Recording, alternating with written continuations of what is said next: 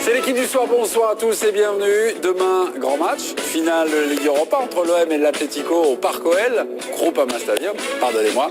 Toute cette émission sera consacrée sur l'Olympique de Marseille. On est dans l'entre-deux puisque téléspectateurs de la chaîne L'équipe, vous venez de voir à Jamais les Premiers un documentaire. On débutera, on va dire un peu là-dessus, voilà, sur cette culture européenne de l'Olympique de Marseille, puis plus généralement sur l'échec à répétition des clubs français en Coupe d'Europe.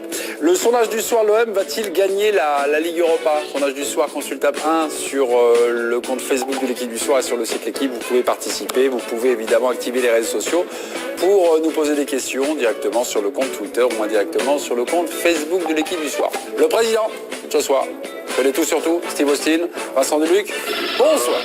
Ça va même. Ça va vous? Vous avez la tête penchée comme ça, vous regardez pas vos téléspectatrices? Dans les yeux? Dans les yeux, dans les yeux. Voilà, dans les yeux. Dans les yeux, je vous le dis. Dans les yeux, je vous le dis, mon cher Steve Austin. 5e finale européenne pour l'Olympique de Marseille. L'Atlético Madrid, combien finales? 7. 7 finales. Combien de victoires, vous savez à peu près? 2. J'en ai 2 victoires en C3, une victoire en C2 et 0 en C1. Une victoire en C2 et 0 sur 3, 0 sur 3 en C1. Ouais. Ah, ça fait 3. 3 sur 7. Bravo Steve. Rico Blanco de La Plata. Bon, bonsoir mon cher Rico. Ce qui est gênant, c'est que demain, c'est pas la C1. Voilà. Vous vous réjouissez peut-être? Non, pas du tout. Allez, l'OM. Allez, l'OM. Rico, face à vous, le poignardeur de l'équipe du soir. Bonsoir poignardeur, je vous sens tendu, stressé, qu'est-ce qui se passe? Demain c'est la Ligue 1 moi je dis. Demain c'est la Ligue 1. Ah le Havre. Eh oui. Le Havre qui est en train de s'imposer contre Brest en... Rico Blanco qui aime pas le foot, qui aime que le Barça. En pré-barrage, avec une formule compliquée à suivre. Damien, dans votre diagonale, le nourrisson de l'équipe du soir est toujours prêt à vous donner une leçon de foot. Bonsoir Nourrisson, bonsoir Bertrand Latour. Bonsoir la France. Ah, bonsoir la France, ça y est, le décollage est annoncé. Il est d'une sobriété à toute épreuve. Il s'est déguisé en Thierry Ardisson. Après avoir fait le vide-grenier la semaine dernière de Nelson Mandela, regardez comme il est beau. Voilà, pas un éclat de voix. Bonsoir Thierry Marchand. Bonsoir à toutes et à tous. Oh, il regarde le public dans les yeux, il fait carrément l'amour. À jamais les premiers. En 1993, l'OM a gagné la Ligue des Champions contre le Grand Milan. Vous venez de revivre donc le documentaire retraçant ce triomphe. 3 ans plus tard, bis repetita, c'est le Paris Saint-Germain qui offre à la France sa 2e Coupe d'Europe, la petite, la Coupe des Coupes. Alors seulement 2 Coupes d'Europe pour la France. Est-ce pour vous une anomalie? En tout cas, pour eux, c'est une anomalie. Enfin, en tout cas, il y a un super duel. Jingle.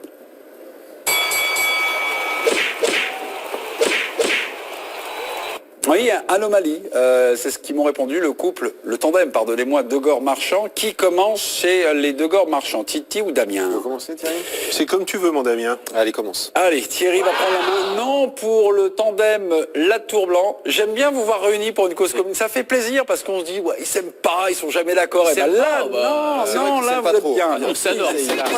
Alors, Eric et Bertrand, qui commence? L'expérience. Organisé, c'est Bertrand. C'est Bertrand. C'est le talent qui finira. But. C'est le talent qui finira. Une anomalie pour Thierry Marchand. Oui, je vous écoute. Que le pays qui a inventé la Coupe du Monde et qui a inventé également les Coupes d'Europe et la grande Coupe d'Europe n'en ait gagné que 2, je trouve ça totalement aberrant. Je rappelle quand même que tous les autres pays quasiment en ont plus que la France. Je ne parle même pas de pays qui ont gagné eux la Coupe du Monde, mais également l'Écosse, mais également les Pays-Bas, mais le Portugal, la Belgique en ont gagné plus que la France.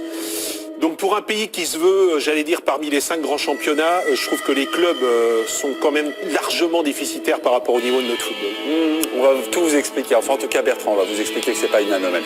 C'est la France qui s'autoproclame être un des plus grands championnats d'Europe et se met au même niveau que les 4 autres, ceux qui, eux, gagnent des Coupes d'Europe tous les ans. La dernière fois qu'il y avait une finale d'un club français, c'était il y a 14 ans, donc il n'y a pas d'anomalie. Parce que la France en gagne assez peu. On est rarement invité dans les derniers carrés des grandes compétitions parce que souvent les clubs sont mal organisés, parfois pas très bien gérés. On a également souvent moins de budget que les autres clubs qui trustent les trophées en permanence. Donc je trouve que c'est absolument pas une anomalie. On n'a que ce qu'on mérite, malheureusement, en espérant que ça puisse changer dans les années à venir et même dès demain. Damien Degord, anomalie, pourquoi? Déjà, c'est pas la France qui s'autoproclame. Il y a un indice UEFA qui définit le classement du championnat de France et fait partie effectivement des 5 premiers. Ensuite, il suffit de regarder sur les 20 dernières années. Je ne vais même pas parler de la Ligue des Champions, puisque Bertrand vient tout de suite sur le terrain de l'argent, il n'y a que ça qui l'intéresse. Mais je vais parler du terrain sportif. Depuis 93, en Ligue Europa, un club turc a gagné, un club néerlandais a gagné, un représentant du Portugal a 2 reprises à gagner. C'est quand même pas normal que des fois des clubs comme Lyon, comme Marseille, voire Monaco qui a joué la Ligue Europa, n'arrivent pas à aller dans le dernier carré en finale. Et Eric Blanc, vous posez des questions, il va vous donner des réponses. Non, parce que rappelez-vous, en 2016, on refait tous les stades. Le foot français, c'était une ruine, c'était pire que Mossoul. Et on peut prendre même l'équipe de France, où c'était une catastrophe. Au niveau des clubs, on n'a pas de budget, les investisseurs sont à l'étranger. Et là, on commence à voir un Américain, des Chinois, 20% à Lyon, le PSG qui a rallumé la Tour Eiffel, qui a rallumé quelque part les ambitions françaises. Faut être clair. Avant, ce n'était pas le cas. Nos meilleurs joueurs partaient à l'étranger. Donc aujourd'hui, on n'est pas meilleur que les autres. Et quand ils parlent qu'on est 5e, oui, ils ont voté à E4 l'Italie, l'Espagne, l'Angleterre. Pardon. 4 premiers de chaque pays. Voilà, qui seront directement qualifiés pour la Ligue des Champions. Je complète l'information. On est 5e.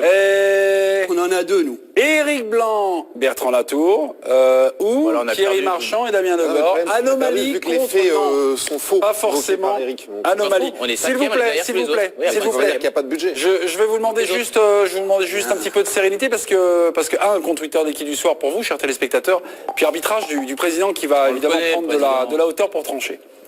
Mais moi, ça me paraît une anomalie, évidemment, parce que même s'il y a des arguments de Bertrand qui sont entendables, il faut considérer les 60 années qui viennent de se passer, enfin 63 ans de Coupe d'Europe qui sont en train de se passer, pas seulement le dernier segment.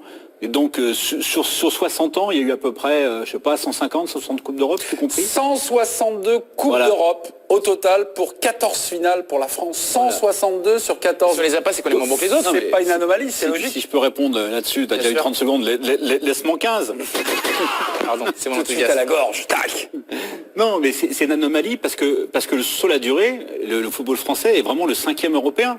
Au moins, et il a parfois été mieux que ça, il n'a jamais été pire en gros, et le 5e européen, il devrait avoir le 5e palmarès européen, et c'est pas le cas du tout. Donc l'anomalie, il est là. Ensuite, c'est vrai que depuis 14 ans, on n'a pas été invité. Mais tu as parlé du dernier carré, mais la saison dernière, on représentait la moitié du champ le quart du champ des demi-finalistes. Mais c'était déjà extraordinaire. C'est Déjà. extraordinaire, À mais l'échelle, on oui, représentait donc. le quart du champ des demi-finalistes. D'accord, mais- Donc on n'est pas le tiers-monde de football européen. Et c'est l'écart entre, c'est quand même cette densité relative et le palmarès qui font de ce fait une anomalie. Combien d'entraîneurs français en finale des Coupes d'Europe cette année?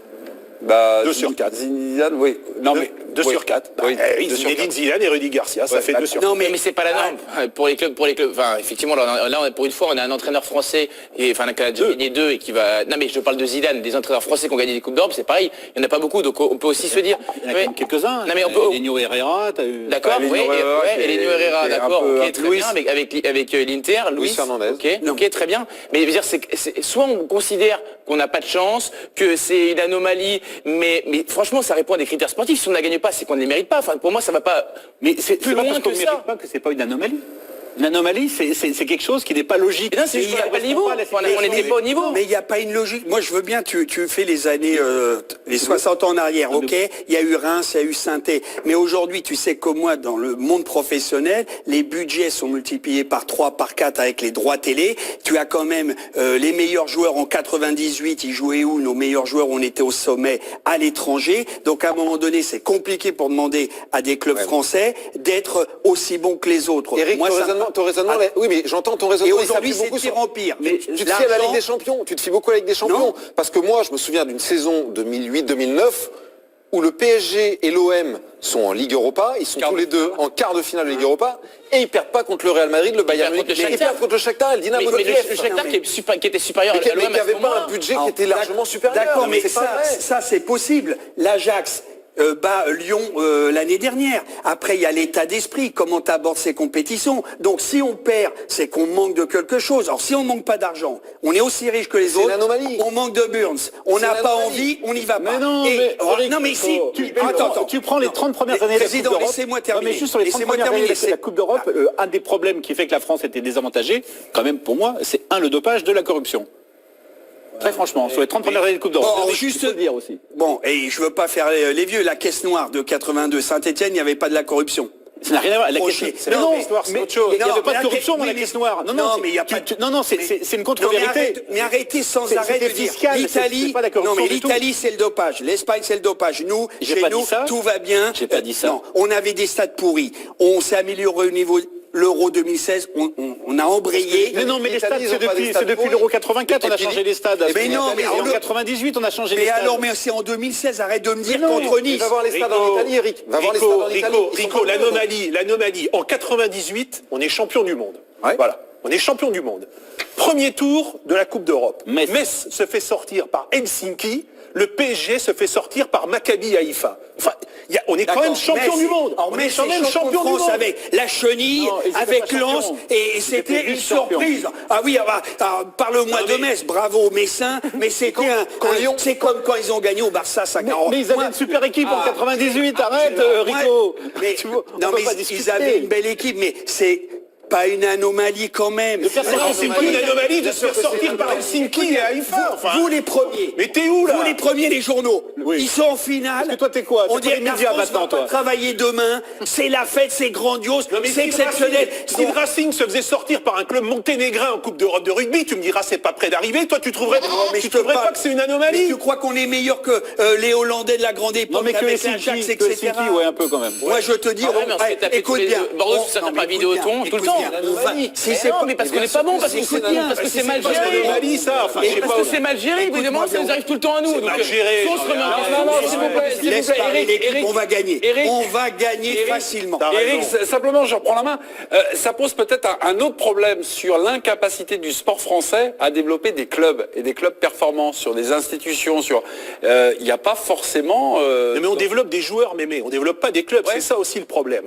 C'est que les oui, champions voilà. du monde de 98, ils jouaient quasiment plus dans les clubs français. Donc le problème, il est aussi là. Ceux de l'Euro Mais le 2016 problème, aussi. ok, mais le problème, les Néerlandais l'ont connu et ils l'ont connu bien après nous. N'empêche qu'en 2002, si je dis pas de bêtises, Feyenoord gagne une Coupe d'Europe. Tout à fait. Alors il y a un moment, il faut quand même aussi se rendre compte qu'il y a des clubs qui arrivent en finale. Je vois pas en quoi le FC Porto de 2004 ou de 2003 l'année d'avant en C3 était inférieur à un club français, si ce n'est qu'il avait José Mourinho. C'est une époque. était supérieur, tu veux Non, dire. mais c'est une époque où les clubs français sont aussi coupables d'avoir préféré un bon classement en Ligue 1 à cause des droits télé. Mais ils le sont toujours. À un vrai parcours Ah oui, en mais Ligue le 1. retour, c'est pas une anomalie. Et ça, Là, c'est un vous donnez vrai problème. vous donnez que des Ça commence à explications changer, qui accréditent le Vincent, fait que ça commence à c'est changer. tout sauf Si, c'est une une anomalie, anomalie, mais parce qu'il y a des explications rationnelles à pourquoi on ne gagne pas et les autres gagnent. Merci en tout cas sont l'Olympique meilleurs de que Marseille nous qualifié en finale de nous offrir ce genre de débat 162, donc le nombre de finales de Coupe d'Europe pour Attends, ils sont 14 finales pour un club français avec simplement 2 titres, l'OM en 93 et le Paris Saint-Germain en 96. C'est normal. Qui gagne? Anomalie côté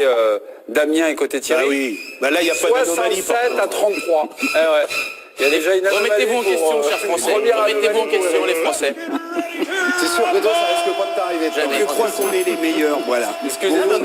Non, mais on est les meilleurs, mais on ne gagne pas. on est tout La le temps faute n'a les pas de meilleurs. chance. Bertrand, est-ce que vous pouvez vos pellicules? Non, j'attends Non, mais le débat d'après. nous, on Le est- débat d'après. Tu Le sais débat que d'après. c'est l'emblème de la France, hein, le coq, les pieds dans la merde. je Voilà, pense donc que- nous, on est là, c'est magnifique, Cocorico. Je pense qu'Eric t'a tiré vers le bas. Non, mais... Ah, ok mes petits, on fera le débrief de ce premier débat un peu plus tard, mais on va enchaîner si vous le voulez bien avec Simeone suspendu, exclu contre Arsenal en demi-finale aller par le français Clément Turpin. Le coach est donc suspendu de banc de touche demain en finale du coup, et vous allez le voir, c'est l'Argentin Germán Burgos qui sera demain près des joueurs sur le banc de touche. L'absence de Simeone qui est suspendu, qui sera en tribune, est-ce que ça change quelque chose dans ce match? On a vu que pour le Un peu. un peu. Moi, je trouve pas. Ah bah attendez un petit peu. Alors dites. Bah, un peu, parce que Simeone est quand même le roi des finales perdues. Enfin, en l'occurrence, les 2 dernières de Ligue des Champions, il les a perdues. Et il les a perdues un petit peu par sa faute en jouant, j'allais dire, beaucoup trop prudemment et en faisant des changements hasardeux. Plus la fois où il fait jouer Diego Costa à 9 minutes, Voilà. exactement. La deuxième, c'est que il a été expulsé très tôt lors du match aller à Londres contre Arsenal, et que finalement, le match aller et le match retour de demi-finale, c'est Germán Burgos qui les a coachés. Et puis on a vu le résultat, bah, ils font match nul à 10. Ils font match nul à l'Emirates. Et ils Donc, gagnent ils sont le match meilleurs retour. sans lui. Alors en fait, moi je suis d'accord avec aussi avec la conclusion qui change. M'attendais pas à ce qu'il aboutisse oui. à cette conclusion-là, Thierry, mais effectivement, je pense que l'impact de l'absence de Simeone sur le banc sera pas négatif, quoi. Voilà. On l'a vu contre Arsenal, Donc on dit la même chose. donc on dit la même chose. C'est pas positif non plus, quand même. Pardon. Là, vous me surprenez par votre argumentaire, c'est Non, presque je pense pas. positif. Non, je dis pas que c'est... On va pas jusque-là. Non, je dis Non, pas mais ça. c'est un moins. Je dis, je pense que... Ah bah attendez. Eric, c'est un moins.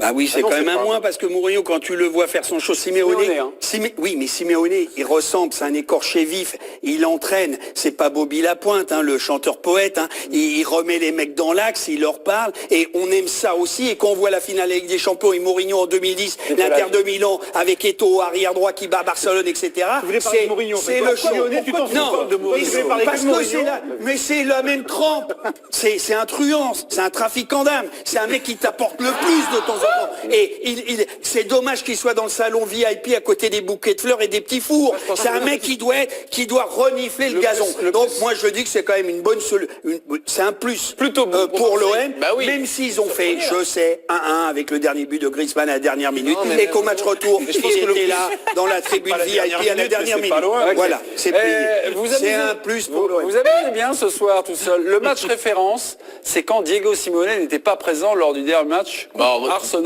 Non, c'est pas... Franchement, là, je vous trouve fascinant. Là, Non, vous c'est pas moi, c'est Diego Simone qui l'a dit en conférence Oui, de presse. il fait Ah bah, semblant. je suis désolé. Non, mais c'est vrai que C'est tu une connais manière mieux de faire Diego mon métier. Simeone. Alors pourquoi il Désolé, défait Il fait pas semblant. Non, on va l'écouter. C'est juste un comme ça. Je truand. le lance, on l'écoute et après vous verrez. Voilà. Merci beaucoup. On va y aller tout le temps. Le match auquel il faut se référer, c'est celui contre Arsenal, au tour précédent. Notre équipe s'est très bien déplacée sur le terrain, a fonctionné de manière naturelle. Nous sommes une équipe très travailleuse et j'ai une confiance absolue en Germain. Nous nous connaissons depuis toujours et nous sommes très proches. Ça fait beaucoup d'années que nous travaillons ensemble et nous avons la même conception du football. Et je suis sûr qu'il y aura une sorte de transmission par la pensée entre nous pendant le match. Non mais à la veille d'une finale, il est obligé de pas mettre le doute à son équipe. Mais l'autre, il travaille avec un silencieux, il est peut-être un peu plus souple entre les deux oreilles, c'est possible. Eric, parce que soi-disant, t'as été il est un joueur de haut peu plus niveau. psychologue. Eric. Mais arrête, Eric. c'est la veille d'une finale. Je peux dire un mot? Non, tu ne peux pas dire. Non, pas ce soir, Ce soir. T'as été joueur de haut niveau. Ouais. Quand un entraîneur qui pendant 3 ans, 4 ans gesticule à ce point au long de la ligne de touche, est-ce que tu finis pas par ne pas le voir? Je pense que les joueurs, ils finissent par ne pas le voir et ça leur est égal.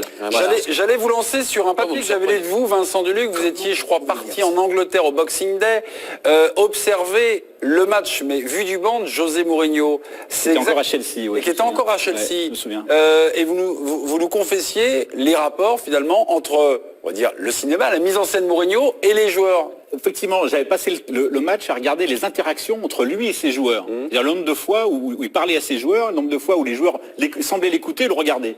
Ça n'arrive presque jamais. Et c'est pas Simeone, c'est... Non, c'est pas lié à eux, Il s'agit c'est pas. en général. Moi, je pense C'est en général. Mais est-ce qu'on peut faire une théorie sur ça, sur ce que vous avez dit de Mourinho? Est-ce qu'on peut Je donc pense faire cette théorie avec Simeone? je pense juste qu'il ne faut pas considérer qu'un entraîneur qui s'agite est plus important qu'un entraîneur qui ne s'agite pas. Il y avait C'est ce que je veux dire. un papier de Frédéric Armel ce matin sur l'adjoint, Germain Burgos, qui disait qu'il apaisait les joueurs, qu'il avait apaisé les joueurs quand il était sur le banc. Et moi, l'impact de Simeone, que je trouve un très grand entraîneur, c'est au quotidien que ça se mesure. Sur sa capacité à faire comprendre à ses joueurs l'importance de revenir défendre, le souci de l'équilibre collectif. C'est pas sur son impact sur le banc, parce qu'une fois qu'il est sur le banc, bon bah voilà. Mais je pense que sincèrement, je suis d'accord. Attends, je finis juste. Je suis complètement d'accord avec Vincent. Je pense que ces joueurs, ils l'oublient complètement. Vas-y, tu peux y aller. Non, s'il était le meilleur, J'ai utilisé mon temps de parole. s'il Je t'envoie un texto il ou pas était pour, meilleur. non, bon, Non, mais t'as je pas vais besoin aller de parler, pisser, laisse t'inquiète. tomber. Ok. S'il était meilleur, non mais il va faire un petit tour dehors. Moi, j'ai pas, garde ma voiture. D'ailleurs, j'ai pas mis le ticket. J'ai pas le Mais permis. juste une chose.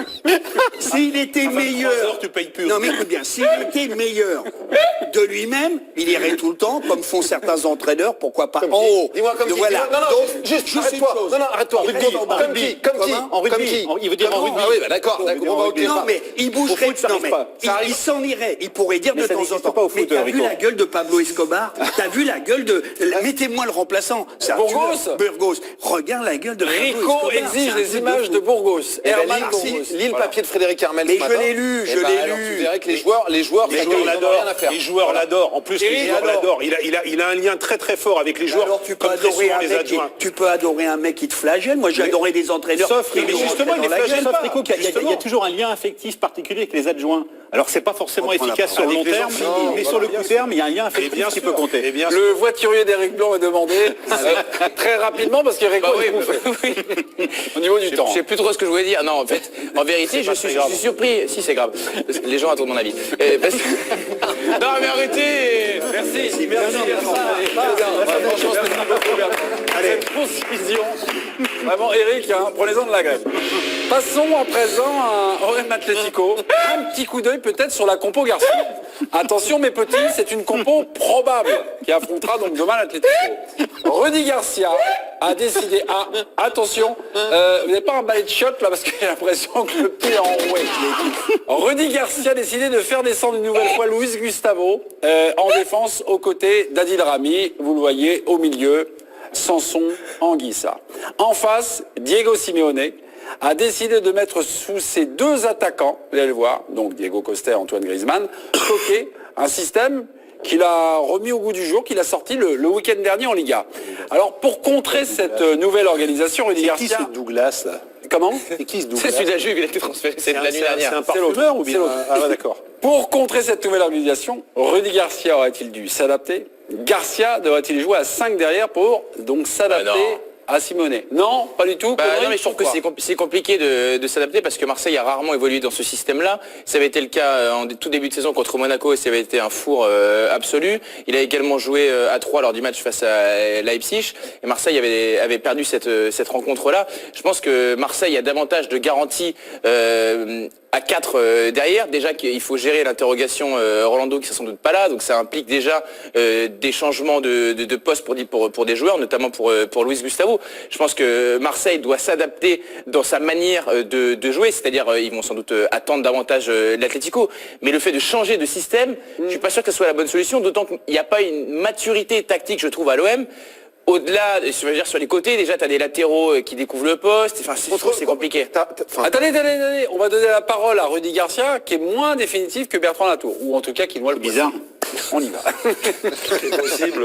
L'avantage de cette saison, c'est que les joueurs ont travaillé plusieurs schémas tactiques et ils ont très souvent répondu avec bonheur à une adaptation de mes choix au départ du match ou en cours de match. Donc demain, on peut voir une défense à 3 au départ du match. Ou rester avec une charnière à deux défenseurs centraux. Voilà, c'est décidé, mais évidemment, c'est pas aujourd'hui que vous le découvrirez. Non. Mais Bertrand, sur son raisonnement, il a raison. Ça a trop peu souvent marché, son passage à 3. Contre Leipzig, je considère que ça a plutôt bien marché. Ouais, ils ont plutôt fait un pas bon mal. match. Allez. Mais à côté de ça, il y a trop d'exemples où ils ont pris l'eau, Monaco en est un, t'avais raison. Et sur une finale, franchement, prendre ce risque-là, Expérimentation. je suis pas certain que ce soit très judicieux et je suis pas certain que c'est ce qui fera. Après, Luis Gustavo, moi je trouvais avant le match retour contre Salzbourg que c'était mieux de le mettre en défense centrale. Maintenant, je suis plus certain. Plus.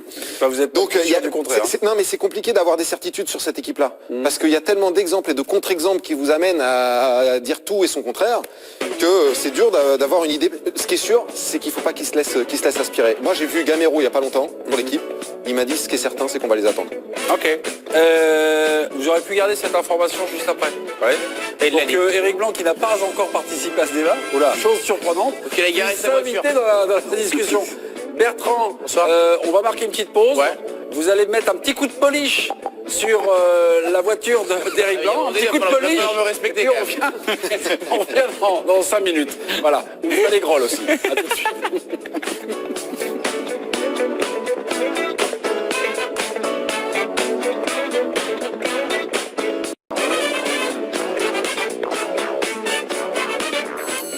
Deuxième partie de l'équipe du soir, on est déjà rentré dans la tactique de la finale entre l'OM et l'Atlético. On en reparle évidemment dans quelques secondes. Je vous représente le plateau, un plateau de choix, avec Thierry Marchand, Damien Degore, Vincent Duluc, Eric Blanc et Bertrand Latour, mon chauffeur. Votre chauffeur, justement, pendant la pause, Bertrand est allé garer votre voiture. On n'a pas les images, mais on a juste le document sonore. Voilà. C'est le bruit d'une Maserati dans une vitre. Voilà. Exactement. Merci beaucoup, Bertrand. Assuré, j'ai les moyens.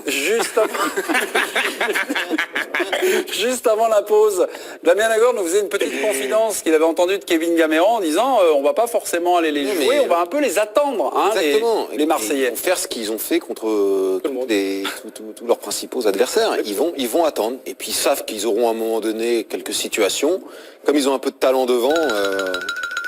On va aller voir Pierre Niguet qui a risque de faire suivi les deux équipes aujourd'hui. Vous avez suivi les deux entraînements. Alors ces entraînements étaient ouverts, il n'y avait pas qu'un quart d'heure, c'était l'intégralité des entraînements.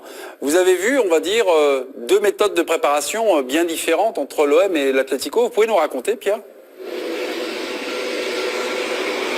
Oui, 2 entraînements complètement différents. Après, je pense qu'il faut aussi prendre du recul sur la signification devant une cinquantaine de caméras de la nature même de ces entraînements. L'Atlético Madrid avait effectivement décidé de faire une cinquantaine de minutes sur la pelouse du Parc Güell, très, très intense, avec des séquences de jeu, avec des exercices de projection devant le but, des ateliers de frappe, de tir, où d'ailleurs Antoine Griezmann et notamment Fernando Torres. D'ailleurs, Fernando Torres qui a été très impressionnant dans la réalisation et dans le sang-froid devant le but. L'Olympique de Marseille et Rudy Garcia nous avait prévenu en conférence de presse quelques minutes auparavant, s'est contenté d'un léger décrassage, allez, 25-30 minutes, les gardiens de but n'étaient même pas en tenue de gardien de but, il fallait surtout faire tourner un petit peu les jambes, se laver la tête, regarder un petit peu et prendre les repères ici sur le stade de OL. Donc voilà, c'est véritablement 2 entraînements qu'on a vus. Après, de là, on tirait des conclusions sur la manière dont les 2 équipes vont jouer demain, j'en prendrai bien garde, car je ne suis pas sûr que cela donne des indications sur la façon d'aborder le match. En tout cas, ce qui était marquant, Mémé et les copains en conférence de presse, c'est que et Diego Simeone et Rudy Garcia ont insisté sur les similitudes des 2 équipes qui ont les mêmes qualités, notamment des qualités d'agressivité et de grinta, ce qui faisait dire d'ailleurs à Diego Simeone et qu'il y aurait, je cite, des frictions demain lors de cette finale. Sur la lecture de cette finale, comment vous voyez le match? Comment vous voyez cette confrontation? On en était là, on était sur la petite indiscrétion de Damien en disant... Moi, je suis les attendre chiants. 1-0. Moi, je suis partagé parce que quand même, l'Atlético est vraiment affreusement ennuyeux à regarder contre 15 équipes sur 20. Et à jouer. Mais contre les gros, je trouve qu'ils jouent un peu plus. Quand ils jouent le Real, quand ils jouent le Barça, l'OM, tu considères l'OM comme... C'est une autre question. Ce que je veux dire, c'est que dans les grands moments, paradoxalement, il leur arrive de jouer un peu plus. Parce que je trouve plus joueurs contre le Real que contre Levante en général. Moi, je pense que... Enfin, je l'espère pas, mais je pense que ça va être un bras de fer cadenassé, verrouillé, très tactique, avec des prises de risque minimales, et ils vont jouer et ils essaieront coup de pied arrêté sur des balles de récupération. Mais moi, c'est un match sec. On se dit que pourvu qu'il y ait un but dans les 20 premières minutes, pour qu'on envisage une finale emballante. Mais si on a il faut surtout passer pour l'Atlético. oui, mais c'est pas grave dans le sens où non, mais tu peux en prendre 2, mais ça peut non, quand Atlético 1-0 pour Atlético, c'est fini, le match est plié. non. S'ils mènent 1-0, c'est ce que tu veux dire. Oui. Ils peuvent en marquer 2, terminer non, s'ils mènent 1-0, ils vont pas chercher à en marquer 2, c'est ça que je veux dire. Non. Excusez-moi, mais c'est Vous voyez rien. Excusez-moi, c'est Bertrand et Damien Ouaili sur cette défense à 5. La possibilité d'une défense à 5 par rapport à ce que vous nous dites. C'est trop risqué, il y a un temps d'adaptation. Enfin, Rudy Garcia a beau dire qu'ils ont travaillé, évidemment, ça se travaille. Mais une défense à 5, ça demande vraiment des automatismes, beaucoup de travail. Et admettons que ce soit bien au fil du match, mais qu'il y ait des errements au début de match, l'Atlético profite de ces errements. Il y a suffisamment de difficultés déjà par le niveau de l'adversaire pour s'en rajouter à évoluer dans un système qui n'est pas le tien. On sait que le rapport de force, c'est plutôt en faveur de Laurent Blanc, Manchester. Exactement. Mais voilà, avec des joueurs d'un autre niveau. C'est marrant ce que disait Eric, parce qu'il dit 1-0, ils vont continuer à mettre... Alors, je continue ma conversation avec Kevin Gamero. Je dis, mais à 1-0, c'est fini. Il me dit, bah oui, on cherche pas à marquer 2e ou 3e. Nous, ce qu'on veut, c'est gagner. Okay. Donc, ils vont pas chercher à alourdir l'addition. Moi, j'ai vu le match retour à 1-0 Arsenal. 1-1, on part en prolongue. Sur des balles de contre, ils ont tout fait pour marquer, ils n'ont pas réussi. Et Arsenal a été à 2 doigts d'arracher. C'est différent, t'es sur un match aller-retour, c'est différent. L'homme vainqueur, point d'interrogation, l'homme en finale, le héros de 1993 était en interview aujourd'hui dans l'équipe. Le héros, c'est le buteur, c'est Basile Boli, donc également ambassadeur du club actuellement, qui répond à la question de Vincent Garcia. La question est la suivante. Dans ce domaine, l'Atlético est aussi bien armé, surtout pour défendre. Basile Boli répond ceci. Si on les laisse faire, ils vont nous balader, ils vont nous endormir. Il faut leur montrer qu'on est là tout de suite, qu'on est chez nous. Basile Boli, dans le rapport de force dans une finale, est-ce qu'il a donné une clé ou la clé pour que l'OM réussisse sa finale? Je pense que ce qu'attend l'Atlético, c'est justement d'être agressé, c'est justement d'être attaqué, c'est justement que l'OM aille les presser, aille les chercher pour mieux les contrer. Donc oui, il faudra être présent. Notamment dans le volume physique et dans l'intensité. Et vous me dites qu'il y a un piège là dans votre prise de parole. Parce que l'Atlético, ils vont attendre qu'une chose, c'est que l'OM se précipite et les aide. Non, mais tu peux être présent et avoir de l'impact sans presser haut. Mais c'est ça. Mais c'est ça. Il faudra pas aller se ruer à l'attaque et chercher à marquer tout de suite. L'Atlético, ils vont attendre pour contrer de toute façon. Donc s'ils se font aspirer. Pour eux, c'est le meilleur moyen. Ce qui est intéressant quand même par rapport à ce que dit Boli, c'est que l'OM est une équipe qui a un impact athlétique. Oui. Qui a un vrai impact, Oui, mais ça, c'est vrai. qui peut faire mal à n'importe qui. Tu Alors, perds hélas peut-être un peu avec Gustavo peut-être en pas défense. pendant 1h30, mais en fait, qui peut faire mal. Non, je suis pas d'accord. Oui, mais Anguissa va remplacer dans l'impact. je suis d'accord, mais Ouais, mais quand tu tu peux- peux avoir, moi je suis pas fan de cette option, mais je trouve que sur le match de l'Atlético demain, ça aurait pu être intéressant. Si tu peux avoir et Gustavo et Anguissa au milieu de terrain, de manière avec laquelle a souvent joué l'OM cette saison, ça aurait été encore mieux plutôt que d'avoir Gustavo en défense, je trouve. Avoir que des joueurs d'impact. Parce que moi, l'impact, évidemment que si dans une finale tu mets pas d'impact, je sais pas quand tu dois mettre de l'impact. Et si tu mets pas d'impact contre une équipe contre l'Atlético, c'est mort. sûr, t'es mort. Okay. Mais ce qu'il va falloir, c'est de la concentration. Et là, je reviens sur Gustavo en défense centrale et sur ma préférence aujourd'hui pour qu'il joue là, parce que il a cette concentration. Alors contre le Salzbourg, il a pas été bon, mais je trouve qu'il a cette concentration pour couper, pour surgir, pour anticiper, et ça va être hyper important. De l'impact, mais avec de la maîtrise.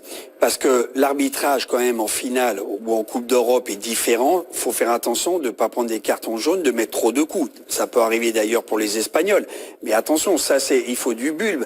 Moi, j'entends bien ce qu'il dit, Boli. Le haut niveau, c'est de l'agressivité, mais il faut des cerveaux, des choix, les bons choix, la bonne technique. Enfin, il faut tout. Pour imaginer, Bien pour sûr, moi, c'est un que match de rugby l'Atlético demain, hein. Marseille gagne, il va falloir un très très grand Marseille, qu'on a peut-être même jamais vu jusqu'à maintenant. Il va falloir qu'ils fassent mieux que ce qu'ils ont fait jusqu'à maintenant, mais face à une équipe qui jouera différemment. C'est dans la maîtrise. Si on les laisse faire, ils vont nous balader, nous endormir. Il faut leur montrer qu'on est là tout de suite, qu'on est chez nous. Alors, on est allé voir Rudy Garcia, on lui a répété un petit peu les petits conseils, comme ça, à la lecture de Basile Boli. Rudy a pris un peu ses distances, un peu chambreur, Rudy, avec Basile. On l'écoute. Il faudra être là pendant le match, ouais, c'est sûr. Dès le début, au milieu et à la fin. Et puis on sait aussi que le match il peut aller plus loin que 90 minutes, mais on sait que tout se jouera sur un match. Il y aura un vainqueur de la coupe et un perdant à la fin. Mais plutôt que se focaliser sur l'enjeu, il me semble que c'est mieux de se focaliser sur le jeu. Est-ce que le début de match, quand même, Oui. c'est très important, c'est une finale. Mais de par la nature de l'adversaire, je trouve. La nervosité. Moi, je trouve de par la nature de l'adversaire, on le disait un petit peu tout à l'heure dans le débat précédent, de par la nature de l'Atlético, si tu prends un but assez rapidement, il y a quand même fort à parier que le match soit terminé. Donc c'est-à-dire que plus que contre n'importe quelle équipe peut-être, le fait d'encaisser le premier but peut être rédhibitoire. Donc surtout ne pas prendre de but dans le premier quart d'heure parce que tu n'étais pas concentré ou parce que tu n'as pas mis suffisamment d'intensité. C'est là où je comprends ce que dit Boli. Après évidemment qu'il faut se concentrer tout le match. Pierre Niguet a suivi la conférence de presse de Rudy Garcia. On vous en diffuse quelques extraits là qui nous semblent les plus signifiants. Pierre, j'avais suivi également la conférence de presse lors du match retour contre Salzbourg. J'avais vu un Rudy Garcia un peu stressé, un peu cassant. Moi, j'ai eu l'impression d'avoir un autre Rudy Garcia, un autre personnage.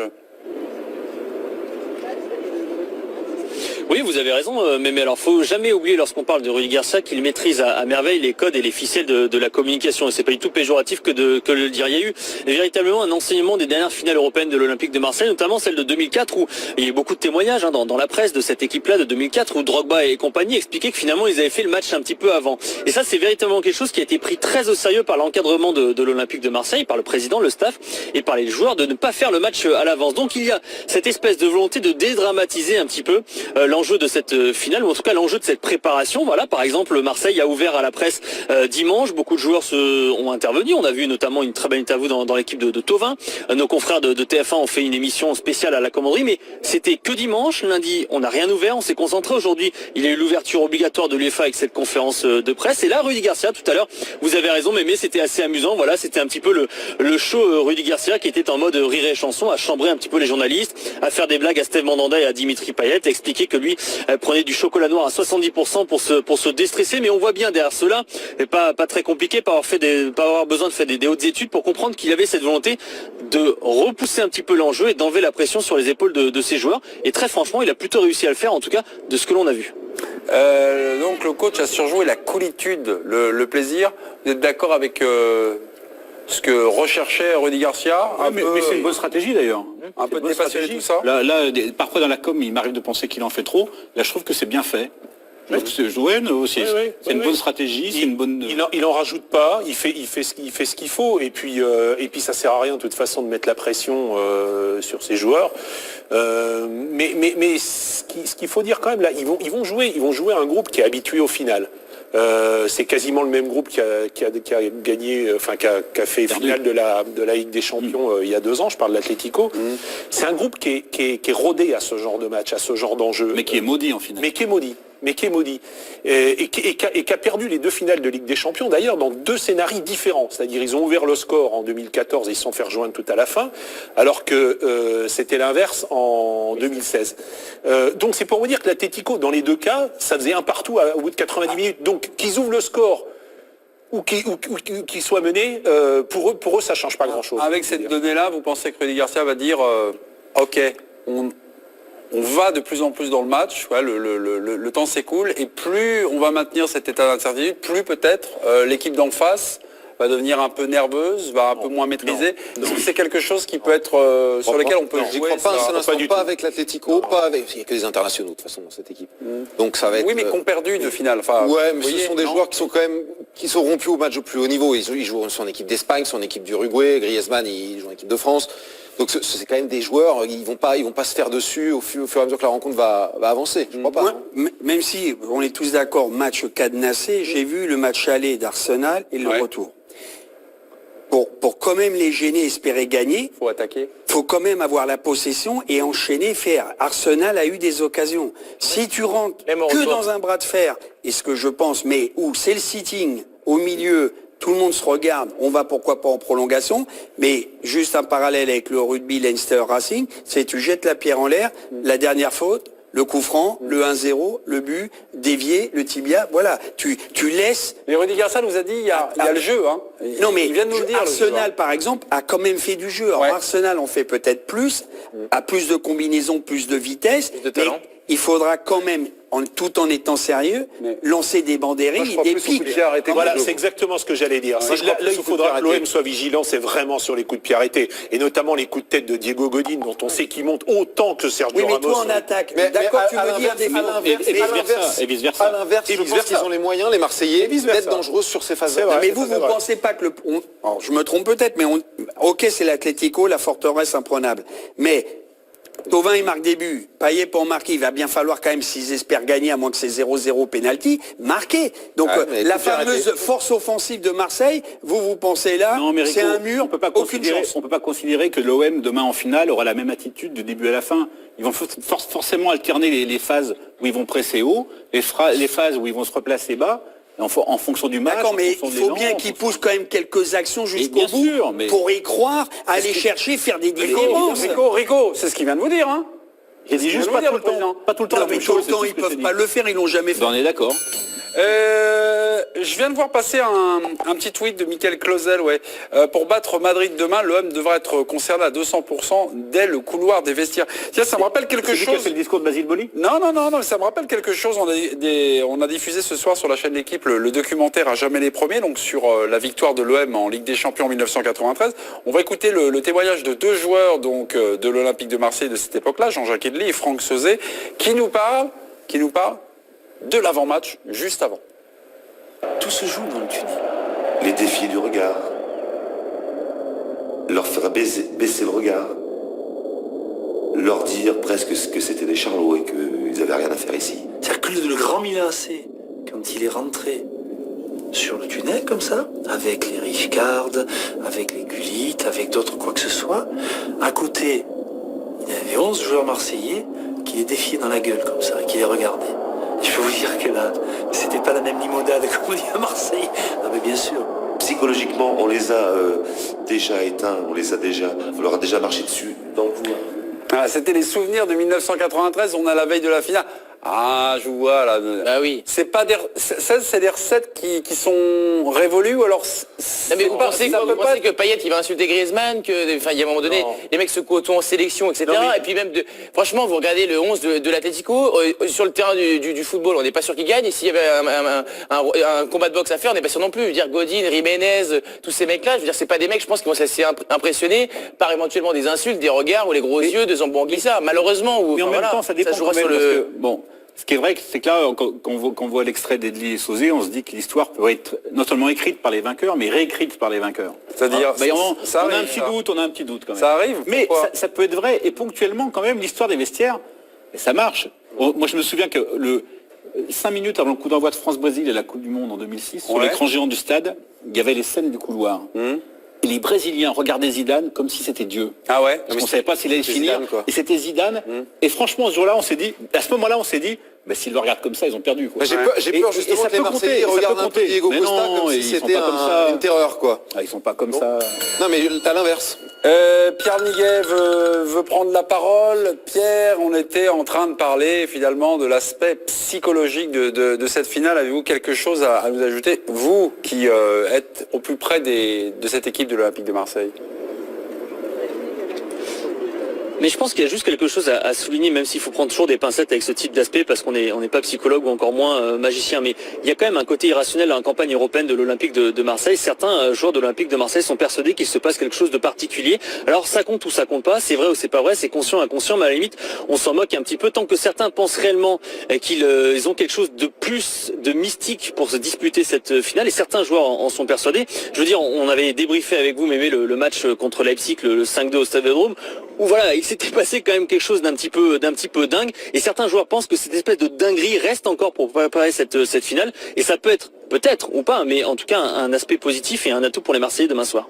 Merci Pierre, vous restez évidemment avec nous. On va juste faire un petit détour du côté de l'Atlético avec Griezmann et Diego Costa face à la défense de l'OM, un duo d'enfer. Présentation de cette équipe de l'Atlético, c'était cet après-midi en conférence de presse, Rudy Garcia.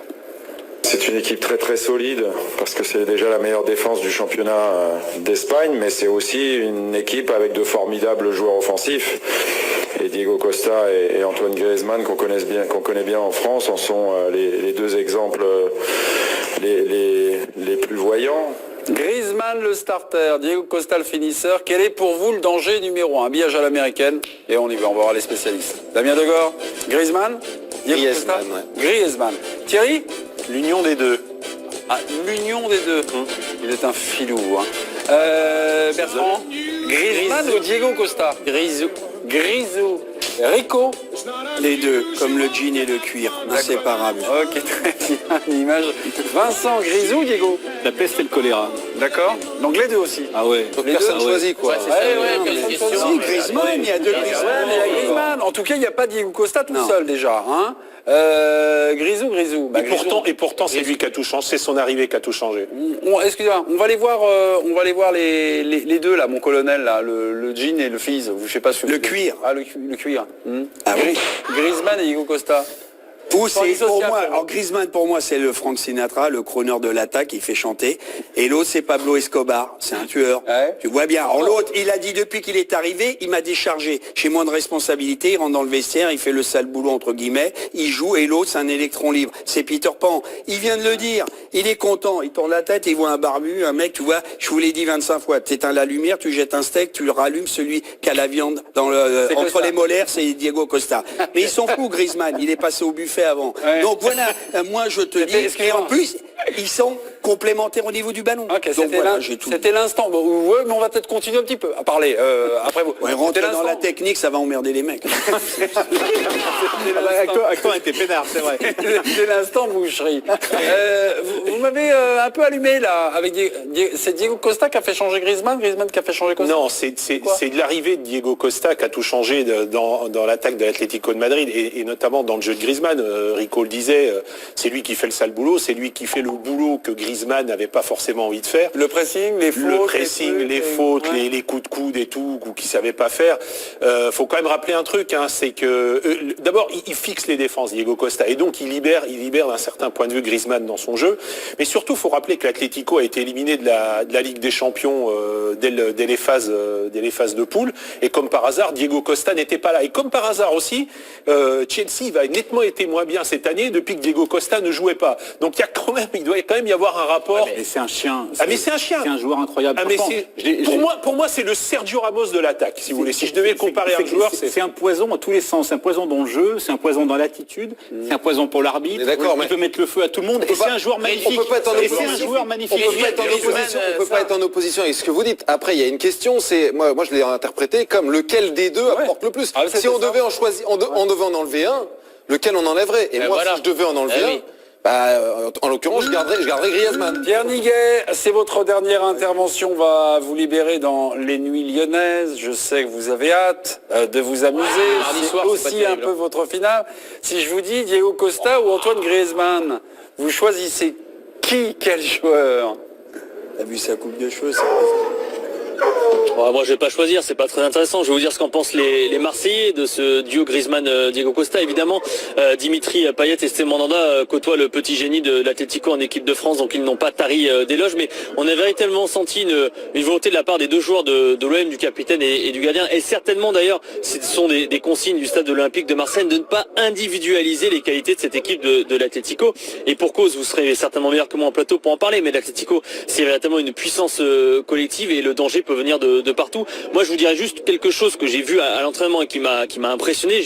J'ai vu quand même quelques séances d'entraînement. Franchement, la qualité de Fernando Torres devant le but, j'avais jamais vu ça. Je pense que sur la trentaine de centres qu'il a eu, il a marqué 29 fois face à Oblak et c'était impressionnant. Donc on parle de Diego Costa et de Griezmann, mais sur le banc de touche, il y aura des Kevin Gamero, des Fernando Torres qui ont très envie de rentrer sur la pelouse et le danger va peut-être venir aussi du coaching d'El Cholo Simeone.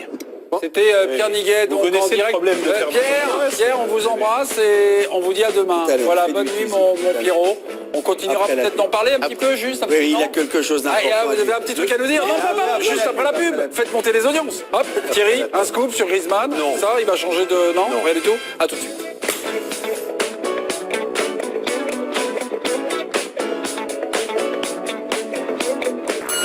Dernière partie de cette spéciale OM demain, hein, OM Atlético, finale Ligue Europa. On ira à Lyon puisqu'on est un peu inquiet, soucieux du match côté supporter. On ira faire un point. Il nous attend en direct. C'est Bilal Ghazi, donc le correspondant de l'équipe à Lyon qui connaît bien évidemment les supporters lyonnais. Un petit coucou Bilal, vous êtes là? On va vous prendre dans quelques minutes. Voilà. Bilal nous fait coucou, nous entend. Avec Griezmann, on a voilà. Diego Bonsoir Bilal. On sera également ensemble avec tous nos invités du soir, nos chroniqueurs, Thierry Marchand, Damien Degor, le président Vincent Duluc, Éric Blanc et son voiturier, Bertrand Latour. Lors de cette pause, Bertrand a regardé votre voiture. Alors tout va bien. On n'est pas inquiet. On a les images grâce à notre caméra de surveillance car, vous savez, drôle, hein. on est partout. Regardez Bertrand. Il est là. Le problème, c'est qu'il s'arrête pas. C'est le problème de l'honneur. C'est toujours le en problème, plus- c'est le créneau. Plus Voilà. j'ai la même. Les trois informations essentielles. À jamais les premiers, Rudy Garcia, on a un peu parlé en conférence de presse, s'inspirer évidemment de ces glorieux devanciers en 1993. Écoutez ce que nous dit Rudy Garcia. On a un exemple formidable pour être à jamais les premiers, les vainqueurs de l'Europa League, puisqu'on a la chance d'être à l'Olympique de Marseille et qu'on a une histoire, comme le disait Dimitri, une histoire d'amour avec la Coupe d'Europe qui date des années 90. Donc on a tous fortement envie de suivre la trace de nos illustres prédécesseurs. Voilà, réponse demain soir. Griezmann, Diego Costa, juste avant de clôturer, c'était Diego Costa ou Griezmann. On va dire un peu match nul. Voilà, les deux attaquants dos à dos. Vous voulez nous donner quelques petites choses? Non, c'était par rapport à Fernando Torres, par rapport à ce que disait Pierre Niguet sur Fernando Torres, qui est un joueur absolument magnifique, et je suis pas étonné de ce que Pierre a vu. Le seul problème de Fernando Torres, il s'appelle Diego Simeone. C'est que Diego Simeone est très jaloux du statut dont jouit Fernando Torres auprès des supporters à l'Atlético Madrid. Ça arrive, ça, les coachs jaloux de leur... Eh ben oui, mais la preuve que oui. Et le résultat, c'est que Fernando Torres, il est sur le banc. Ouais. Il a quand même un autre problème, Fernando Torres. Il a plus les jambes de 22-23 ans. Non, mais ça, on le sait. Non, mais ça, c'est pas d'aujourd'hui. Moi, j'en ai vu des joueurs hyper efficaces devant le but à l'entraînement sans opposition. Mais quand il y a une opposition, ça devient un peu plus compliqué pour lui cette saison. Bon, ok, vous étiez en train de nous dire que l'info de Pierre... Non, c'est pas ça. Mais non. C'est pas ça, pas du tout. C'est pas du tout ça. Je pense que c'est plus dur aujourd'hui pour lui de se mettre dans des situations, même situation qu'à l'entraînement. Vous êtes bien rattrapé. L'OM est en finale, les anciens de l'OM sont invités à témoigner de leurs histoires, de leurs témoignages dans la presse. Une légende marseillaise parle non pas cette fois-ci du passé, mais de l'avenir proche de l'Olympique de Marseille. Il était en interview dans le Parisien, c'est JPP. Question, quelle est l'importance de cette finale de demain dans le Champions Project de Franck McCourt? Réponse de Jean-Pierre Papin. La gagner sera un gain de temps considérable et donnerait un coup d'accélérateur au projet. Cela permettra aussi de disputer la Ligue des Champions sans passer par le tour préliminaire. Alors, est-ce une finale clé pour l'OM Champions Project? Oui. Ouais. Évidemment. Ouais. Enfin, pas Il y aura un totalement. avant, un après, quoi. Moi, je dis pas totalement. Pas totalement. Allez, non. Ah bon, on va faire un petit duel ensemble. Bien sûr. Enfin, L'un contre l'autre. l'un contre l'autre. Bien sûr. Bertrand Latour, vous étiez le premier à dégainer. On y va. Bien évidemment. C'est bien, vous allez avoir le même temps de parole pour une fois. Je vois pas comment ça peut être. Attendez, vous êtes juste un petit peu en avance. Les chronos se mettent. Surtout que c'est pas C'est pas moi qui fais le duel, mais C'est pas Damien, non, Damien a dur. parlé. C'est Rico Blanco de La Plata. C'est le monsieur avec la veste en Non, blanc. mais- Voilà. Le monsieur qui s'agite, qui parle beaucoup. Mais Voilà. c'est mon adjoint, je vais le laisser parler. Ah, les clés aussi. Faites gaffe, la bagnole est Gaffe, pas parce que demain, c'est l'adjoint qui est sur le banc. hein. On y va, Bertrand, je pense que c'est prêt. Allez, on y va. Et évidemment qu'une finale européenne, c'est forcément un moment clé, un tournant dans l'histoire d'un club et encore plus dans l'histoire d'une ère qui a été entamée il y a très peu de temps. Ça fait seulement 1 an et demi que Franck McCourt et son équipe sont arrivés à la tête de l'Olympique de Marseille et ça changerait forcément tout de la perception du travail effectué s'ils arrivaient à la gagner aussi rapidement. Donc demain, Marseille joue une partie de son histoire et forcément que Franck McCourt aussi et ça changerait tout parce que gagner une Coupe d'Europe, Marseille n'a gagné qu'une. Donc déjà, au bout d'1 an et demi, vous faites aussi bien. Pas totalement, Eric. Non, parce pas que totalement. accélérateur, oui, mais après c'est une finale clé. Ça veut dire qu'ils vont se mettre une pression énorme. Liverpool gagne pas la Ligue des Champions. Ils sont en train avec Klopp de construire une équipe. On démarre. Et je dirais, il faudra voir les années suivantes. Ils ont des soucis avec le fair play financier, si je peux employer cette métaphore. J'en sais rien. On m'a dit qu'ils allaient attendre après la finale les résultats. Il faut construire une équipe, donc faut pas se mettre une pression. Non, ça serait mieux, mais le projet continuera. Ok, Bertrand Latour, Bertrand. Eric Blanc, compte Twitter de l'équipe du soir. Plutôt Eric, plutôt Bertrand. C'était les perdants du Super Duel il y a quelques minutes. Ouais, donc, c'est ça un va. point important. Vincent Deluc, qui vous a convaincu? Naturellement, je donnerais plutôt le point à Bertrand parce que on peut pas dire que dans l'histoire d'un club, gagner une Coupe d'Europe ne fasse pas de différence. Ça me paraît pas possible. On vient de dire on en a gagné 2 sur 162. 164. 164, donc on peut pas dire que ça fait pas de différence d'en gagner une 3e. Et ça ferait d'autant plus une différence qu'effectivement, que le Champions Project, ça fait pas longtemps qu'il existe, qui repose beaucoup sur des joueurs trentenaires, que la masse salariale est super importante, qu'aller en Ligue des Champions est absolument capital, et que là, il y aurait tout d'un coup, il y aurait à la fois une victoire fondatrice qui peut créer un cercle vertueux pendant un bon moment, et une qualification directe en Ligue des Champions, ça serait jackpot absolu pour l'image, au niveau sportif et pour Au niveau financier. 162 Coupes oui. d'Europe depuis le début de l'histoire des Coupes d'Europe. C1, C2 et C3. 162 par 64. Vincent avait une nouvelle fois raison. Quoi qu'il arrive, si demain l'OM s'impose, le Champions Project, quel que soit le temps, la durée que passera Franck McCourt à l'Olympique de Marseille, ce sera une réussite, non? Bah oui. Là, ce sera, voilà. Oui, forcément, c'est une réussite. L'OM gagnerait une Coupe d'Europe que aucun club français, à part le PSG, n'a réussi à faire. Donc oui, c'est une réussite. En plus, avec une équipe, c'est une vraie équipe. Il n'y a pas de star là-dedans. Voilà, la plus grande star, c'est Dimitri Payet. Mettons Luis Gustavo, mais souvenons-nous de ce qu'on disait de Luis Gustavo au mois d'août. Donc forcément, ce serait une réussite, évidemment. En 2004, l'OM dispute la finale Ligue Europa. Que serait devenue la carrière d'entraîneur de José Anigo si l'OM avait gagné? Que serait devenu le Peut-être sort la de même. Christophe Boucher Regardez au mois de novembre? Di Matteo, derrière, il n'a pas capitalisé sur une victoire en Ligue des Champions Mais est-ce pendant qu'il y a de des nombreuses années. destins, Après, oui, mais pour est-ce qu'il y a des les joueurs, destins c'est un qui peu jouent? différent. Est-ce qu'il y a aussi des destins qui jouent hormis le projet Franck McCourt? Non, je crois pas. Non, pas mais du l'exemple tout. de Di Matteo est parlant. Effectivement, il n'a pas capitalisé dessus. Il a disparu après. C'est pas forcément l'homme que Chelsea voulait voir sur son banc. Après, à Je sais pas si pour José Anigo, ça aurait eu un effet Après, à particulier. contrario, tu peux dire que des entraîneurs, j'irais pas jusqu'à Mourinho, mais un entraîneur comme Rafa Benitez, par exemple, a largement capitalisé sur sa victoire de 2004, puisqu'il y a eu le succès Valence. derrière en 2005, avec Valence, et le succès en 2005 avec Liverpool. Mais pour revenir au projet de McCourt, ce qui est intéressant déjà dans la trajectoire de l'OM de McCourt, c'est qu'il y a une progression. C'est-à-dire que déjà cette saison par rapport à l'année dernière, il y a une progression. Alors évidemment, si en plus il y avait une victoire en Coupe d'Europe, là ce serait une méga progression. Mais on voit clairement que ils ont bien compris, et je pense qu'ils ont nommé le bon entraîneur. Chacun est bien à sa place et bien dans son rôle. Ils ont recruté, j'allais dire intelligemment. Mais ils ont pris des risques financiers. Ils ont pris des risques Ils les financiers. obligent presque à aller en Ligue des Champions. Mais ils ont pris des risques financiers, mais des risques quelque part calculés et des risques qui, pour l'instant, portent leurs fruits. Donc là, vraiment, j'allais dire, on connaît les qualités de Franck McCourt. C'est des qualités d'investisseur. Alors, Voilà. juste, c'est je pas, répondre à ce que dit c'est pas Vincent. un bâtisseur. Juste termine, Damien. C'est pas un bâtisseur, c'est un investisseur. C'est pas la même chose. Tout le monde va terminer, mais on a un bon exemple puisqu'en 2012, l'Atlético Madrid gagnait la Ligue Europa. On est allé poser la question aujourd'hui en conférence de presse à Diego Simeone. Qu'est-ce que cette victoire a changé pour ce club, l'Atlético Madrid? On l'écoute.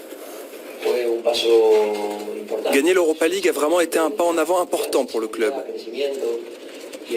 Ça nous a donné de la confiance, de l'assurance, et ça nous a permis de grandir. Et nous avons compris que nous pouvions le faire, que nous pouvions construire quelque chose de grand avec ce groupe. Pour beaucoup de nos joueurs, ça a été un moment décisif. Et cela a entraîné beaucoup des choses que nous avons vécues depuis. Juste, on a écouté Diego Simeone, puis on vous a proposé une infographie sur finalement une place en Ligue des Champions. Il faut encore un peu plus réévaluer cette somme, puisque la saison prochaine, ça passe de 11 à 15 millions. Et puis il y a également la manne des droits télé qui va accroître une nouvelle fois. Non, mais la saison prochaine, s'il y a 3 clubs français qualifiés, le ticket c'est 70 millions. Hein. Ouais, mais il faut... Oui, 70 millions. Ah oui, oui. Par rapport à ce que dit Vincent sur l'obligation, presque obligation de se qualifier pour la Ligue des Champions, elle vaut un peu moins aujourd'hui que l'OM s'est qualifié pour une finale de Ligue Europa. Parce qu'on rappelle que les clubs français, au début, ils perdent de l'argent en Ligue Europa, mais à partir des quarts de finale, ils commencent à gagner. Il y a la somme qu'on a donnée, les quasiment 12 millions d'euros, mais à cette somme-là s'ajoutent les recettes commerciales, et puis voilà, les droits télé, les loges, tout ça. Ça peut monter à 30, quoi. Oui, mais c'est pas mal déjà. Eric, très rapidement, on a la bourre, il y a Bilal qui nous Europa et attend. Ligue des Champions, il y a 20-25 millions d'écart parce que tu joues quand même des matchs. Et deuxièmement, la clé pour moi, c'est surtout la gestion du stade. Car aujourd'hui, je peux vous le dire, le projet McCourt, c'est si t'es pas propriétaire a priori, Godin ne le veut pas. Oui, mais alors, je prie, parce que s'ils perdent, ça veut dire qu'il n'y a plus rien pour vous. Non, pas du tout. Voilà. Les amis, on va faire un petit détour du côté de Lyon où se tient la finale avec intitulé l'OM chez Aulas. On résume peut-être les menaces de débordement entre supporters de l'OM contre l'Atlético, de l'OM, avec les supporters également de l'OL. On va donner la parole à Bilal Ghazi qui nous attend à Lyon. Bilal, vous le lisez certainement dans le journal de l'équipe, il suit l'Olympique Lyonnais avec notamment le Sieur du Luc. Vous nous donnez un peu des nouvelles de ce qui se passe à Lyon. On redoutait des heurts entre supporters. Pour l'instant, il se passe rien, hein. Bonsoir, oui, tout à fait. Pour l'instant, c'est une soirée et une journée particulièrement calme. Aucun incident n'a été relevé. Il y a quelques instants, je faisais encore le point avec les différents services de sécurité. Aucun incident, aucune interpellation. Donc, avec la pluie qui commence à arriver sur Lyon, on peut imaginer qu'il n'y aura aucun incident à relever ce soir et que ce sera une soirée plutôt tranquille. Et les services de sécurité étaient particulièrement satisfaits de cette première journée. Donc, la première journée est bonne. La deuxième journée, ils s'attendent à quoi, là, les gens de la préfecture, les gens des services de police? Il y a 1250 policiers qui sont sur le pont demain. Effectivement, si cette force massive a été déployée, sera déployée demain, c'est qu'il y a des risques. Il y a eu sur les réseaux sociaux différents signaux assez alarmants, avec notamment du côté de Lyon des publications de t-shirts qui ont été fabriqués où il est inscrit Lyon Defender, Marseille Not Welcome avec la cathédrale de Fourvière. Donc à la crainte qu'il y ait des incidents demain dans la journée entre principalement des supporters marseillais isolés et des groupes de supporters lyonnais. Il faut savoir qu'ici Lyon est devenu un peu la place forte du hooliganisme en France. Donc il y a ces petites craintes-là. Aujourd'hui, on a surtout vu des t-shirts et des maillots de l'Atlético de Madrid. Il faut savoir aussi que du côté de l'Atlético Madrid, les ultras n'arriveront que demain. Ils iront directement au stade. Donc pour l'instant, on va dire que du côté de la préfecture, il y a ce qui se passe sur les réseaux sociaux et ce qui peut se passer dans la réalité. Ils ont quand même voulu prémunir, mais on espère qu'il y aura un décalage entre les deux. Ok. Côté Atlético, vous venez de le dire, là, on attend peut-être moins de supporters qu'annoncé. Il y avait 9500 supporters qui étaient annoncés, ça sera moins. Et les billets en moins seront vendus, par vendus, expliquez-nous. En fait, il y avait donc 11 500 places qui étaient réservées pour les supporters de l'Atlético. L'Atlético n'a pas réussi à toutes les vendre, donc 2500 étaient rendus à l'UEFA. Et on a appris aujourd'hui notamment que l'Olympique Lyonnais en a récupéré quelques-unes et les a gracieusement offertes à ses salariés. Donc on peut imaginer que demain, aux côtés des supporters de l'Atlético, il y aura donc des salariés de l'Olympique Lyonnais. Demain, c'est une finale. On attend des people, on attend du beau monde. Vous avez je sais pas, des choses à nous annoncer? Pamela. Alors demain, il y aura donc le principal invité sera le roi d'Espagne. Il y aura également Gérard Collomb, le ministre de l'Intérieur. Il y aura aussi Laura Flessel, ministre de la Jeunesse et des Sports, son homologue espagnol, le maire de Marseille, le maire de Madrid. Les deux principaux absents seront Emmanuel Macron et Jean-Luc Mélenchon, qui sont pourtant déclarés supporters de l'Olympique de Marseille. Et un grand invité surprise, un ami de la famille DS, Nicolas Sarkozy, qui sera présent demain soir. On a eu la confirmation il n'y a pas longtemps. Est-ce qu'il sera là en tant que supporter parisien ou patriote français? On compte sur vous pour avoir l'information. Ah, il y aura un supporter donc, du Paris Saint-Germain qui s'offre un peu une finale européenne, voilà. Pas Juste forcément de question un billet, je me souviens plus du nom de la ministre des Sports espagnole. Comment ça s'appelle? La ministre des Sports espagnole. Je comptais sur toi, Damien, pour avoir ce nom, tout à fait. Ok. Bon, Bilal, on vous a charrié, vous êtes venu. Bon, pour l'instant, tout se passe bien. Hein. On est content. On vous remercie. On vous souhaite également une bonne finale, donc du côté de Lyon, en espérant ne pas avoir affaire à vous demain. Ça voudra dire que c'est plutôt bon signe. On vous embrasse et merci de toutes ces précisions. On va passer à la dernière question avec la réapparition dans le paysage médiatique. Il n'était pas très loin. D'ailleurs, c'est Patrice Evra qui soutient l'OM. Patrice Evra donc s'invite à la veille de la finale avec son panache ou son culot. Ça dépend si on l'aime ou s'il nous agace. Patrice Evra a encouragé ses anciens coéquipiers de l'Olympique de Marseille à saluer les supporters de l'OM. Attention, les vrais, on y va. Donc voilà, je voulais remercier tous les supporters marseillais. Malgré que j'ai eu ce petit kick avec ce supporter marseillais, mais pour moi, je ne le qualifie pas de supporter marseillais, parce que ce qu'il a dit, c'était inadmissible. Les vrais supporters de l'OM, je les connais.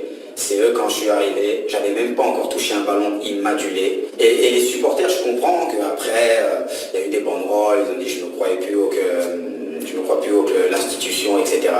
Mais non, jamais. Moi, quand je suis arrivé dans ce club, j'ai dit je vais tout donner pour remplir cet objectif. L'objectif, il a été atteint. Et en plus, cette année, on est en finale. Je dis on, parce que j'ai quand même joué quelques matchs de poule. Ça a été très dur le jour où j'ai dit au revoir à tous mes coéquipiers. C'est là que j'ai ressenti la douleur, que voilà, je laissais comme une petite famille. Donc voilà les gars, je suis toujours là, je suis les résultats. Je vous souhaite que de la positivité. On n'est pas Marseillais, nous. Non, merci les gars, et voilà. Je vous aime tous et good luck. Je sais qu'on peut le faire, les gars. Enfin, vous pouvez le faire, excusez-moi. Vive Marseille. Voilà, c'était Patrice Evra, ce message de soutien à ses anciens coéquipiers avant la finale. Est-ce que c'est un message sincère? Vous le trouvez sincère? Oui, ça se voit. Vachement opportuniste. Pour compte le pitre vidéo là. Ah oui, ça vous a gonflé. Ah mais non, mais c'est pas possible. Mais il est même pas resté un an, il a fait n'importe quoi. Et moi je crois sincère. Mais s'il est sincère, il est pas lucide, il se rend compte de rien. Mais non, il est pas. Alors ça c'est autre chose. Sa lucidité, on peut en débattre. Je crois qu'il est sincère. Après, moi il y a un truc qui me gonfle. Voilà, c'est que. C'est moi. Oui, c'est moi. Et Patrice Evra, qui défie mais exècre les médias, les déteste même. Demain, il va être consultant pour ITV. Il est bien content de les trouver. Donc là-dessus, je le trouve moins sincère.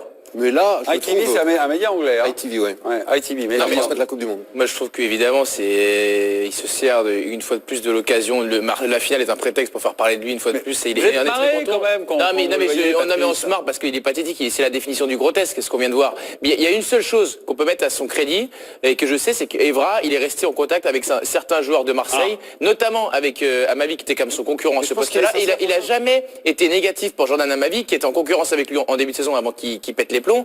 Il allait sans doute, à ma vie, lui passer devant. Et je crois que depuis, il y a toujours des contacts entre eux. Donc il n'a pas été négatif dans le groupe. Mais il n'est pas moins opportuniste que Benjamin Mendy, par exemple, pour la qualification, ou que Didier Drogba, qui a passé qu'un an aussi. Damien, voilà, il n'est pas moins opportuniste. Benjamin Mendy, on peut au moins lui reconnaître le mérite de suivre l'OM en permanence et de ne pas en parler uniquement quand il fait des Coupes d'Europe, mais même sur les matchs du dimanche 21h contre Angers, il va tweeter des trucs. Peut-être qu'il suit l'OM. Le problème quand même, c'est quelqu'un qui serait resté 10 ans à Marseille, il n'aurait pas osé. Moi, c'est ça qui me gêne. Mais oui, je suis d'accord. Oui, mais Vincent, t'as raison. Sauf que Drogba, il est resté qu'un an et t'as l'impression que c'est le club de sa vie. Excusez-moi. Je vais pas mettre fin au débat, mais je vais donner la parole à Eric. Oui, c'est vrai qu'il a pas Eric, non, mais c'est pas ça. Mais Eric a été le seul parmi nous à être sportif de haut niveau. Un gars dans votre équipe. Vous en savez rien. Non, ça c'est faux. Non, vous n'avez pas vu jouer Vincent Deluc. Non, mais c'est du sport de haut niveau. On va vous laisser dire ça. Un gars comme Pat Evra, comme ça, dans votre équipe, des déclarations comme ça. Vous l'adorez, vous dites Pat, t'en fais trop, c'est pas possible, cache-toi par rapport à ce que t'as fait. Voilà, j'aimerais avoir la pourrais réflexion. prendre une phrase d'Audiard, les cons ça ose tout, c'est comme ça qu'on les reconnaît, et je pourrais sortir ça pour Evra. Non, mais comme il l'a fait. Après, attention, il va être champion d'Europe. Champion d'Europe de quoi? S'il gagne, il a joué. Et alors, ouais, mais il faut gagner la finale. Il faut gagner la finale. Il faut gagner la finale. Enfin, il y en a. Vous dites que Ben Arfa, il fallait le faire jouer une minute, il aurait été champion. Les règlements sont pas les mêmes. Les règlements sont pas les mêmes. Mais si tu t'en fous de l'usage, s'il n'y a pas de règle qui compte. On reprend le vestiaire. Oui, je m'en fous. Parce que si. Mais je te dis qu'il n'est pas champion d'Europe, c'est l'OM qui gagne. Je suis avec toi dans le vestiaire. T'es viré, tu fais le con. T'as quand même joué des tours préliminaires, tu es champion d'Europe, mais c'est comme la tu ne recevras pas la médaille, mais pour moi, tu es dans ton cœur, je suis d'accord. Oui, mais sur la fiche Wikipédia, il sera pas. Mais même si tu joues pas dans son cœur, tu pourrais Quand il dit dans ton cœur, il se fout de vous, là. Non, mais tu pourrais même dire que tu l'es, et les gens se retourneraient pas en disant, oh, les champions du monde, qui n'ont pas joué en 98. Pour gagner à chaque fois, ils sont champions du monde, pour moi. Pourquoi ça n'a rien à voir? Parce que pour gagner la Coupe de France, il faut faire la finale. Pour gagner la Coupe d'Europe, il faut faire la finale. C'est les règlements. Pour être champion du monde, il faut être dans le groupe. C'est comme ça, c'est l'usage. D'accord, mais c'est les règlements. Mais après, tu peux pas dire qu'un type qui a quitté le club n'est pas champion. J'ai un argument. Johan Pelé, imaginons que demain, donc Mandanda joue, Johan Pelé, on peut pas le considérer comme... Il sera sur la feuille, mais s'il rentre pas, c'est compliqué. S'il rentre pas. Non, mais par rapport à ce qu'il a fait en je vais te dire, Didier Deschamps, il est remplaçant avec Valence en finale de la Ligue des Champions 2001 contre le Bayern, quand Bayern gagne au tir au but. Mais Didier Deschamps, il a eu les boules jusqu'au bout, parce qu'il sait très bien qu'il n'a pas pu disputer une troisième finale avec un... Mais c'est d'accord, mais Laurent Blanc, il fait Laurent Blanc, il est champion du monde. Et qui compte pas... Et qu'il n'est pas, il n'a pas été finaliste ce jour-là. Et Laurent Blanc, il est champion du monde. Les Coupes du Monde, c'est différent. Les champions du monde quand tu es dans le groupe. Voilà, c'est comme ça. Ok mes petits, la une de l'équipe, ça va être à mon avis sur la finale demain. Et voilà, à jamais la deuxième. Bah oui, une invitation à l'Olympique de Marseille, ou peut-être, à l'Olympique de Marseille de gagner sa deuxième Coupe d'Europe de son histoire.